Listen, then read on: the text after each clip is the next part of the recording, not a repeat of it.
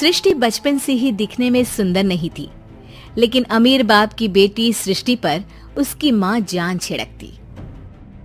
मेरी बेटी कितनी प्यारी है, भगवान सबको सृष्टि जैसी बेटी दे। सृष्टि धीरे धीरे बड़ी होती है। एक दिन सृष्टि की सहेली कहती है, तू दिखने में कितनी अजीब सी है, लेकिन मैं जानती हूँ हम सब में सबसे अच्छी शादी तो तेरी ही होगी। तेरे पापा अमीर जो हैं। और बता नहीं सकते यार, दहेज तो हर कोई देता है, ये क्या ज्यादा ले जाएगी अपने पति के लिए? अरे बड़े शहर में कोठी है इसके पापा की। अरे पापा की है ना, कौन सी इसकी है?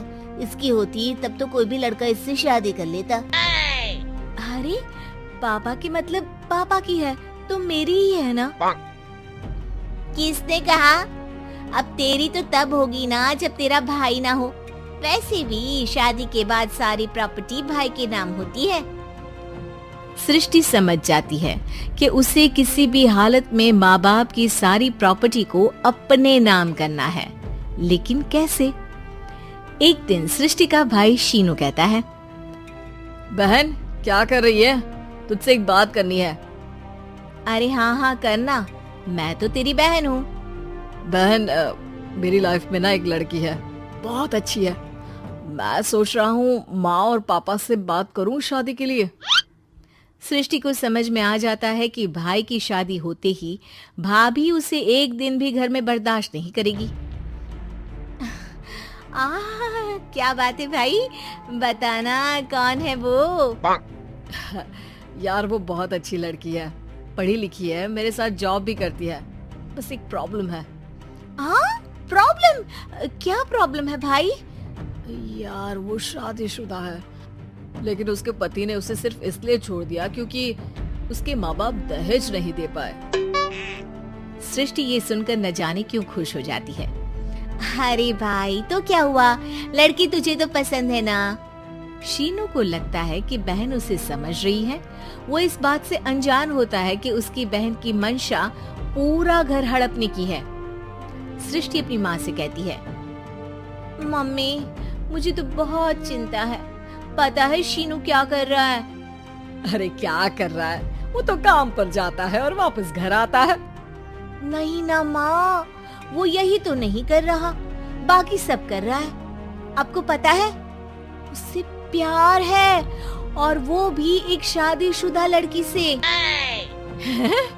ये क्या हो गया? मैं सोसाइटी में क्या मुंह दिखाऊंगी? अरे तेरे पापा तो यही कहेंगे कि मैंने ही उसे बिगाड़ दिया है। माँ देखो, मेरी बात मानो, पापा पर भी विश्वास करने की जरूरत नहीं है।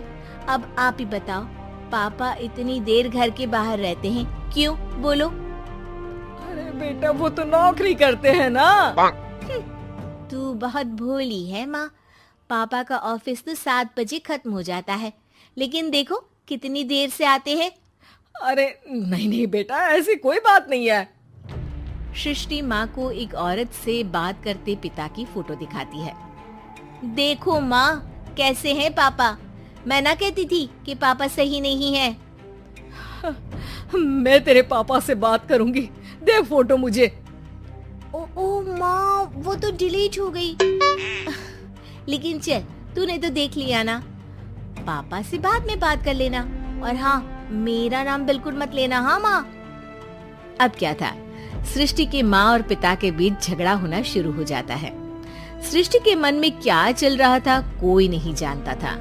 एक दिन, माँ सृष्टि के लिए एक लड़का देखा है, वो लोग शाम को उसे देखने आने वाले हैं। और हाँ माँ, एक खुशखबरी, मैं और पापा मिलकर एक नया बिजनेस ट्राई कर रहे हैं। शाम को लड़का आता है, सांवले रंग का। सृष्टि को तो बिल्कुल भी पसंद नहीं आता। लड़की की माँ कहती है, लड़की का चेहरा तो कोई खास नहीं, लेकिन अगर मेरे बेटे को आप लोग सेटल कर दें तो मैं उसकी शादी आपकी बेटी से करवा दूं। सृष्टि को लड़का बिल्कुल पसंद नहीं था। उसे भाई पर गुस्सा आ जाता है। लड़के वालों के जाने के बाद कहती है, माँ देखा शीनू मेरे लिए कैसा लड़का लेकर आया, न दिखाने लायक न सुनने लायक, सेटल भी नहीं, वो भी हम करे। अरे माँ मैं जानती हूँ ये मेरी शादी किसी भी घर में क्यों करवाना चाहता है? अरे कैसी बात कर रही है बहन, तूने तो देखा ना, लड़के को मैंने ही मना कर दिया तुझसे शादी के लिए। जिसने लड़का बताया था उसने उसकी बहुत तारीफ की थी। बात आई गई हो जाती है, लेकिन सृष्टि का मन शांत नहीं होता। क्या करूं, कुछ समझ में नहीं आ रहा। मेरी शादी हो गई तो ये लोग पूरी प्रॉपर्टी शीनू के नाम कर देंगे, मेरे हाथ तो कुछ लगेगा ही नहीं। तभी सृष्टि को आइडिया आता है। वो किसी वकील को फोन करती है।